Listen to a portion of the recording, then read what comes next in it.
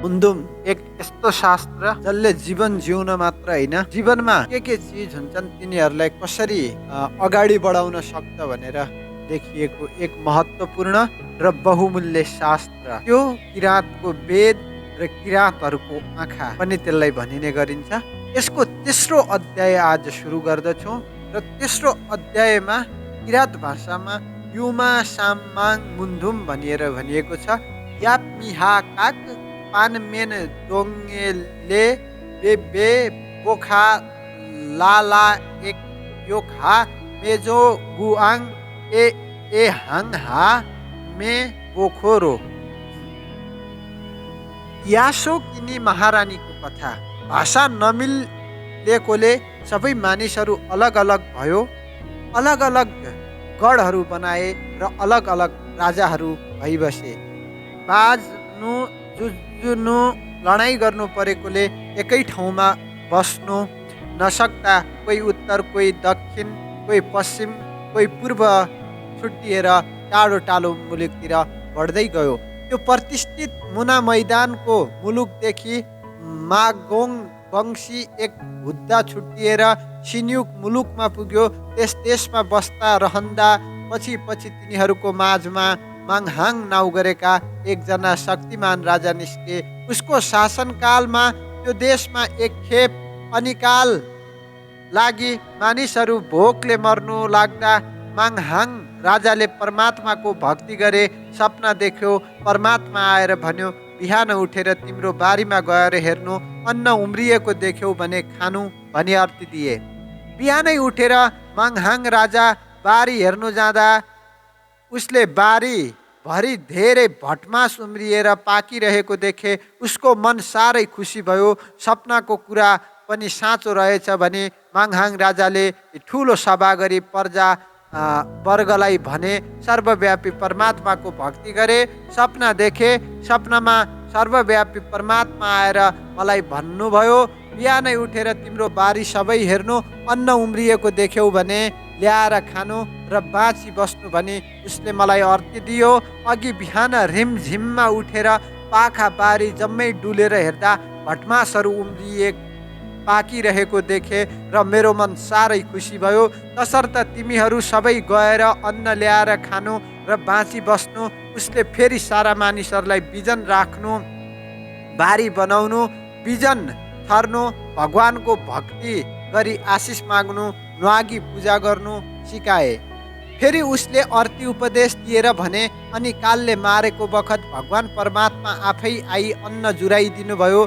तसर्थ मानिस जातिले यस्तो दया अनुग्रहले कहिले पनि बिर्सिनु हुँदैन। बोडी भटमास पाकेपछि साल बसाल श्रावण महिनामा यो कथा स्मरण गरी चाड मान्नु र भगवान परमात्माको नाममा न्वागी चढाउने पूजा गर्नु भनी माङहाङ राजाले आदेश दिनुभयो। माङहाङको 5 पुस्तापछि सिन्युक देशमा सान वंशी राजा भए। यो वंशपछि त्यो देशमा 10 किराँती राजाहरू आपुङ्गी भई आफू लडाइँ गर्न सुरु गरे। यसै बखत यो देशमा एउटा धर्मी तथा ज्ञानी मानिसको जन्म भयो। उसको नाउँ कान्देन हाङ थियो। आफ्नो देश साह्रै अँध्यारो देखेकोले उसको चित्त दुख्यो। उसले परमात्मा भगवानको भक्ति गर्न लाग्यो। सर्वव्यापी परमात्माको भक्ति गरी उनीसँग ज्ञान बुद्धि माग्न थाले। त्यसपछि कान्देन हाङ सन्त भएर गाउँ गाउँ डुली मानिसहरूलाई धर्मको कुरा सिकाउन थाले। तर मानिसहरूले उसको कुरा सुनिदिएनन्, उल्टा उसलाई हेला गर्न लागे। कान्देन हाङको ज्ञान बुद्धिदेखि लुहाङ राजाले उसको दरबारमा उसलाई मन्त्री बनाए। तर उसले त्यो मन्त्री काम छाडे, गाउँ गाउँ घुमे। धर्मको कुरा सिकाउनुमा नै उसको हृदय आनन्द भएकोले उसले मानिसहरूको माझमा धर्म काम गर्ने कुरा सिकाए। कान्देन हाङको उपदेश। आफ्नो देश तथा वंशको सुधार गर्नलाई, सभ्यता ल्याउनलाई मानिस जातिले सर्वप्रथम ज्ञान बुद्धिको खोजी गर्नुपर्छ। ज्ञान बुद्धि नै छैन भने मानिसमा घमण्ड आउँछ, अहङ्कार बोलिन्छ। अहङ्कार आफ्नो शक्तिमा मात्र भर परि दगुर्ने हुँदा आफ्नै नोक्सान हुन्छ। आफ्नो नोक्सान हुन लागेपछि आफूमा भएको ज्ञान बुद्धि पनि हराउँछ। ज्ञान बुद्धि हराइसकेपछि गाउँ गाउँ देश सृष्टि सबै अन्धकारमय हुन्छ। तसर्थ मानिस जातिले ज्ञान बुद्धि खोजेन भने तिनीहरू अन्धकारमा डुबी नष्ट हुन्छन्। उज्यालो आत्मा भनेको ज्ञान बुद्धि हो, अँध्यारो आत्मा भनेको अनजान तथा मूर्खता हो। ज्ञान बुद्धिको सुरु नै ओम सर्वव्यापी परमात्मा हो। ज्ञान बुद्धिबाट शक्ति प्रकट हुन्छ। तामझुङ साम भनेको अँध्यारो आत्मा हो। ताङफुङ साम भनेको अँध्यारो आत्मा हो। तामफुड्ना भनेको ज्ञान बुद्धि रहित आत्मा भनेको हो। जङ्गली जनावर भनेको हो। तामफुङनाले मानिस जातिलाई आधा बेस्रो मूर्ख तुल्याउँछ। ताङफुङ सामाङले मानिस जातिलाई अँध्यारो जङ्गलमा राख्छ। उसले कहिले पनि ज्ञान बुद्धि दिनु सक्दैन। उज्यालो आत्माले उज्यालो दिन्छ। उज्यालो र अँध्यारो कहिले मिल्दैन। उज्यालो आएपछि अँध्यारो आफै भाग्छ। सभ्यता आए असभ्यता हराइजान्छ।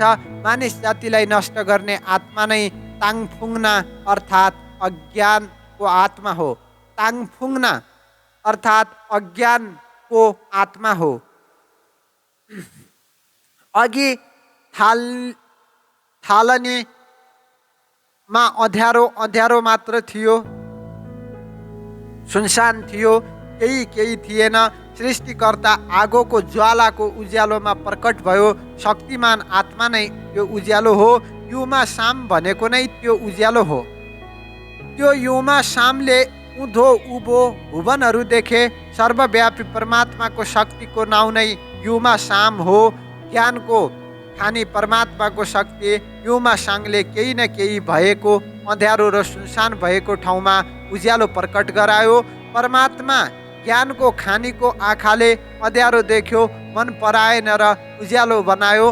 राम्रो सुन्दर सृष्टि बनाउने इच्छा गर्यो र सृष्टिको रचना गरे। त्यस्तै मानिस जातिले पनि आफ्नो आँखा उगारेर अँध्यारो जङ्गलको आत्माले के गर्दैछ हेर्नुपर्छ, बुझ्नुपर्छ र राम्रो असल काम गर्नुपर्छ।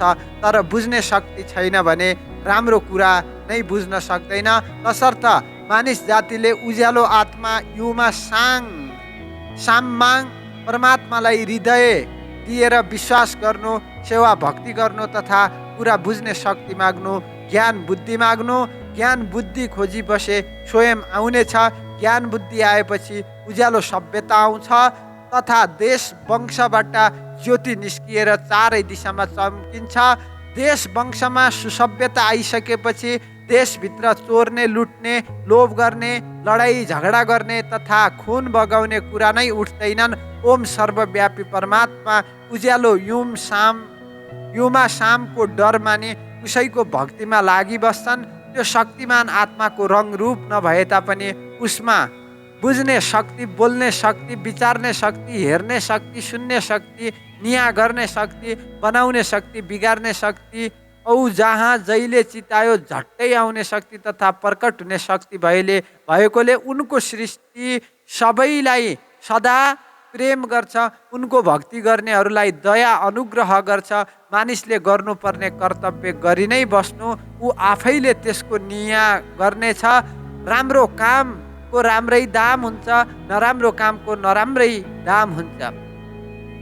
26 सन्त कान्देन हाङको मृत्यु भएर धेरै वर्षपछि सिनयुग देशमा लिपाङ हाङ राजा भए। उसले आफ्नो प्रजाहरूमा विद्या प्रचार गरे। पुराना पुस्तकहरू खोज तलास गरी फेरि राम्रो ढङ्गले लेखे। सन्त कान्देन हाङले लेखिराखेको युमा धर्म शास्त्रहरू पुनः खोज तलास गरी युमा धर्म मान्न सिकाए।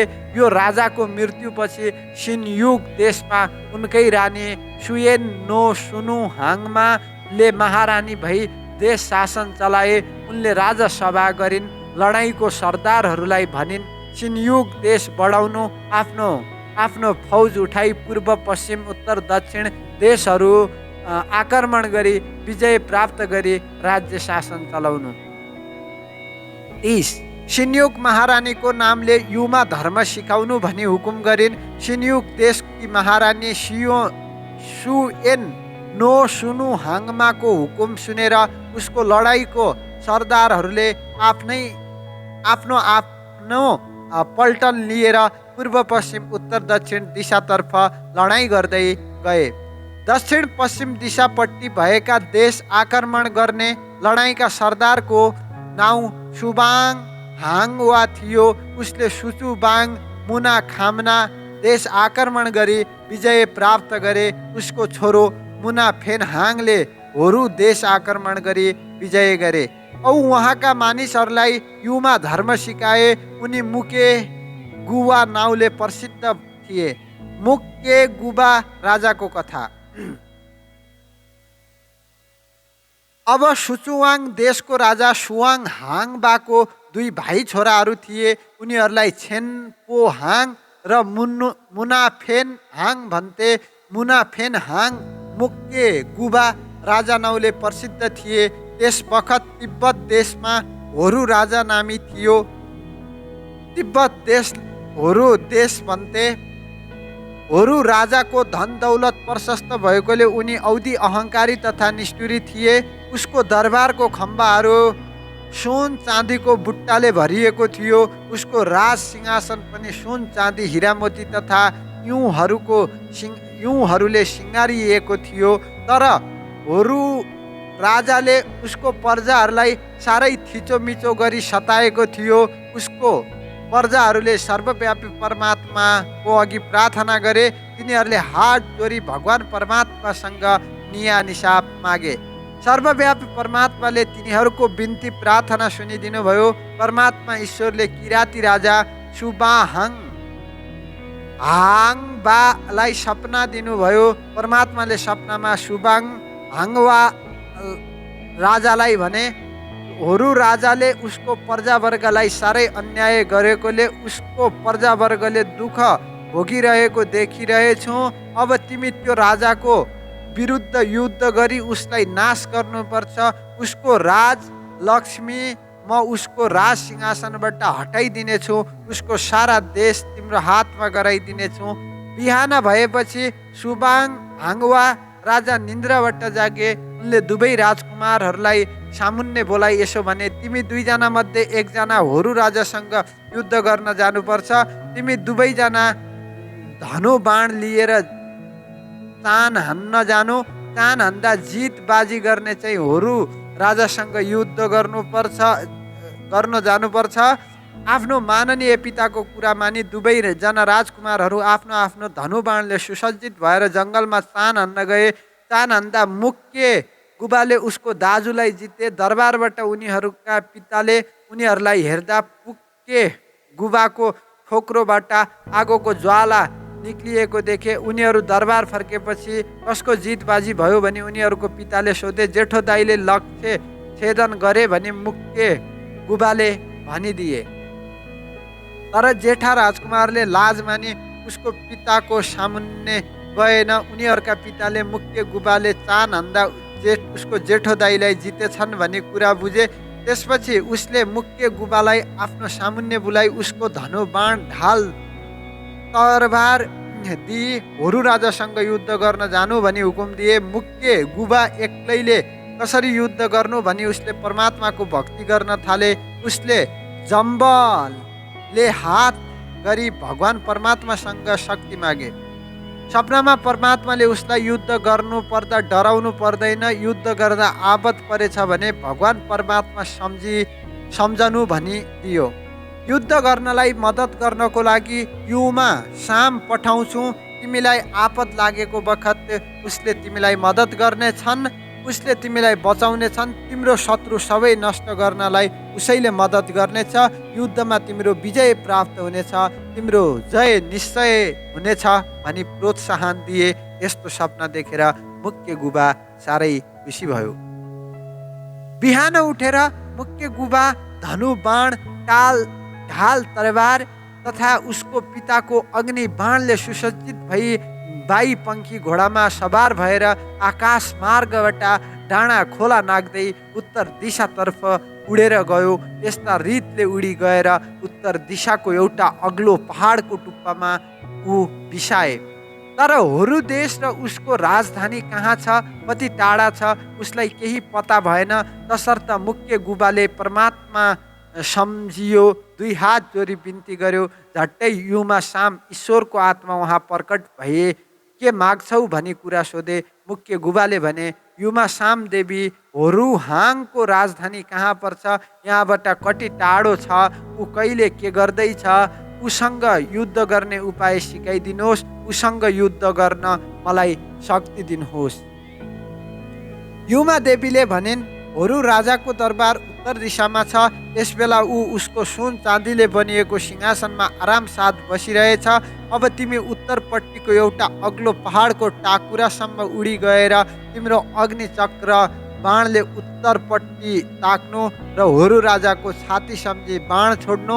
बाणले भेटे ऊ मरिजानेछ, भेटेन भने बाण फर्किआउनेछ भनी एमा देवी अन्तर्ध्यान भइन्। युमा देवीको यस्तो अर्थी सुनि मुख्य गुबाले उसको बाईपङ्खी घोडामा सवार भई उत्तर दिशाको एउटा अग्लो पहाडको टाकुरामा गई बसे। त्यसपछि उसले होरु राजाको छाती सम्झे उत्तर दिशापट्टि उसको अग्निचक्र बाण छोडे। त्यो अग्निचक्र बाणले आकाश थर्काउँदै उडेर गयो। आकाशमा के कराउँदैछ भने होरु रानीले आकाशपट्टि हेरिन्। आकाशबाट एउटा अग्नि चक्र बाण कराउँदै घुम्दै होरु राजाको सिंहासनको माथि झर्दै गरेको होरु रानीले देखिन्। यस्तो दृश्य देखि होरु रानीले होरु राजालाई जगाई भनिन्, तनाखो भई बस्नुहोस्। आकाशबाट एउटा अग्नि चक्र बाण भयङ्कर शब्द गर्दै चक्कर मार्दै सिंहासनको सिधा माथि झर्दैछ। तर होरु राजाले उसको कुरापट्टि केही वास्ता राखेनन् अनि चुप लागेर सुति बसे। अब अग्निचक्र बाणले होरु राजालाई लाग्छ भनेर होरु रानीले उसलाई घचेटी सिंहासनबाट लडाइदिए। त्यसै बेला त्यो अग्निचक्र बाण होरु राजा बसेको सिंहासनमा लाग्यो। त्यो अग्निचक्र बाणले घुम्दै सिंहासन खोप्न लागे औ आगो जल्न लाग्यो।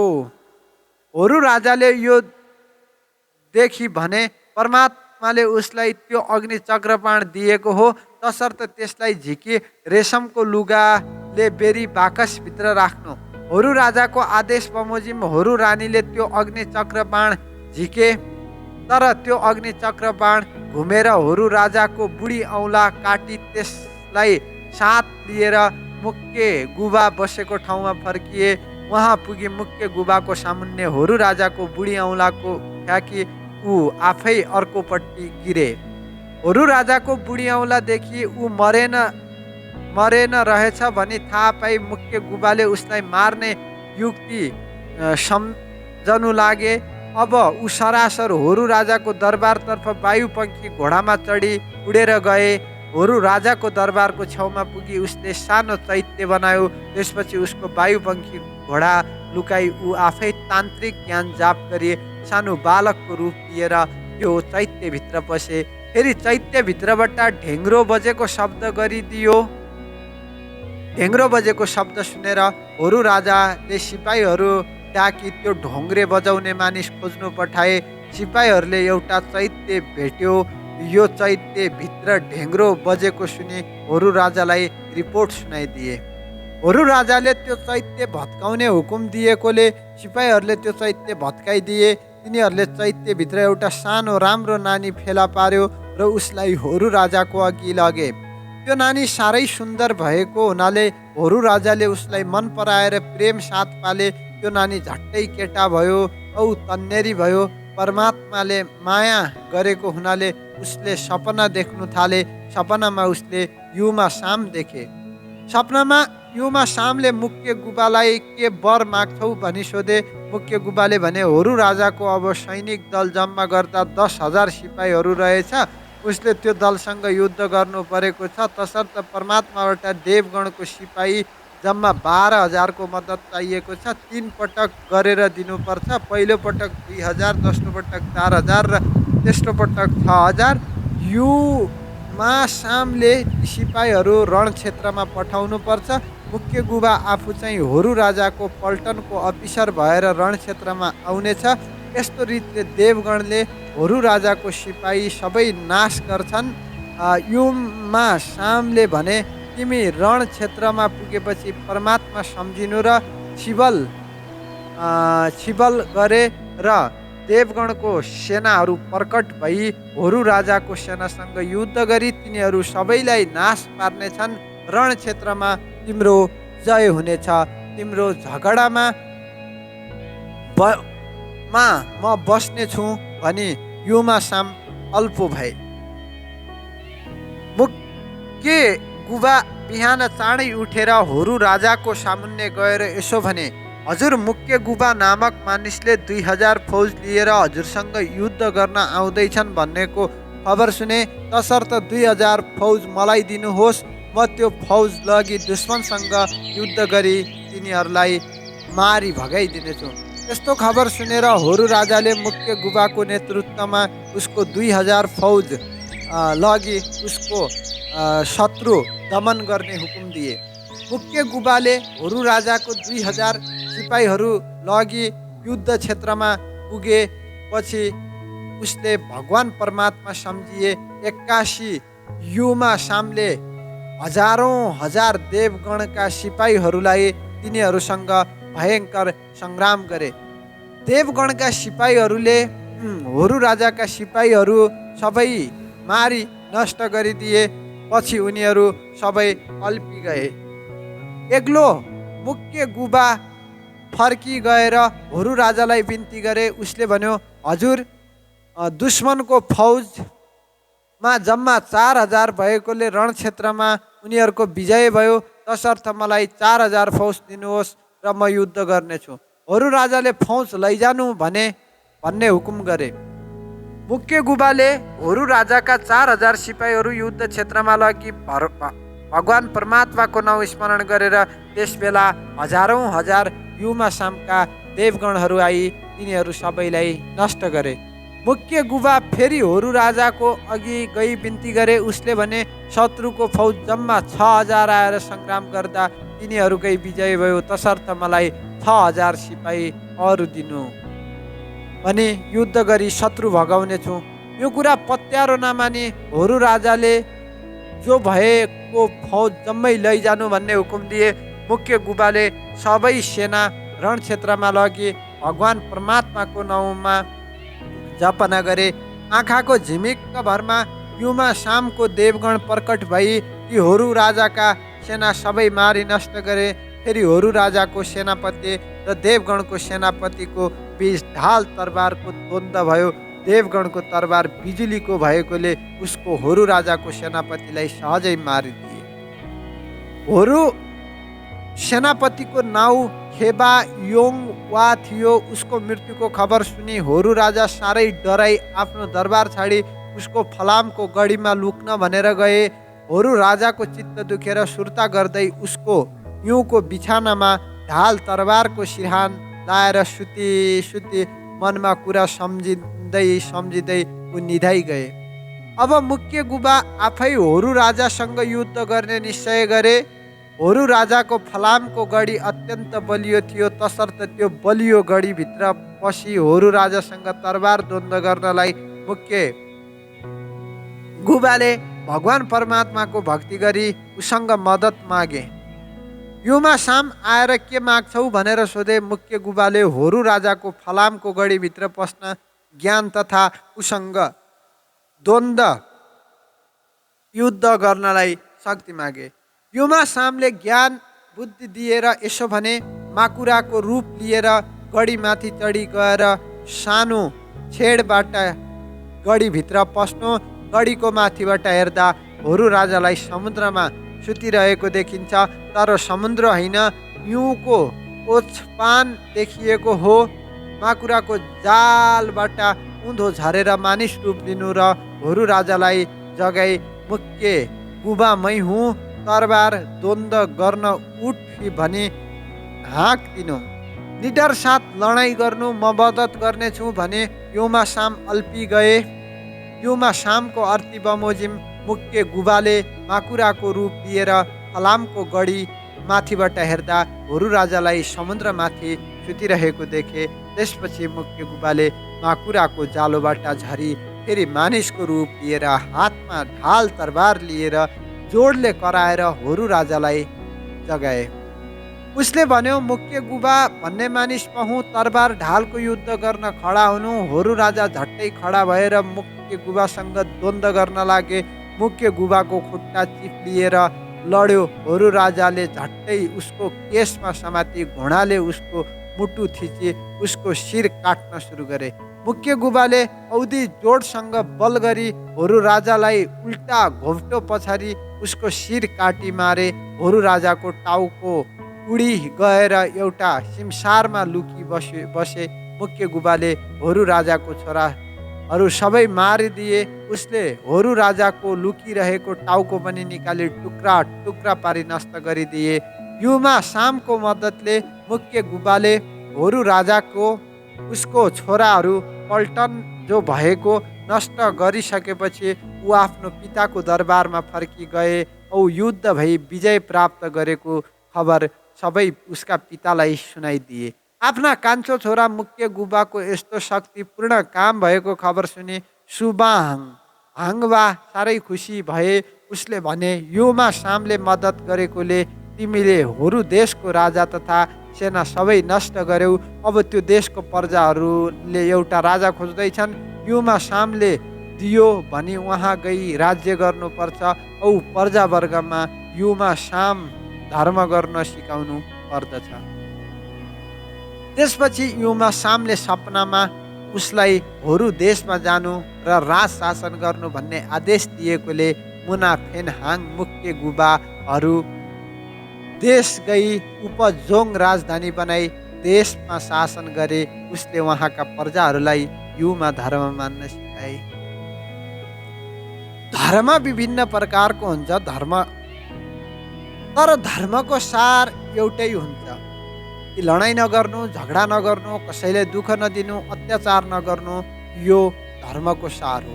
त्यस्तै धर्मको सार हामीले यो कथाबाट पनि पाएका छौँ। किराँतहरूको वेद जसलाई मुन्दुम भनिन्छ, यसमा विशेष कथाहरू छन्।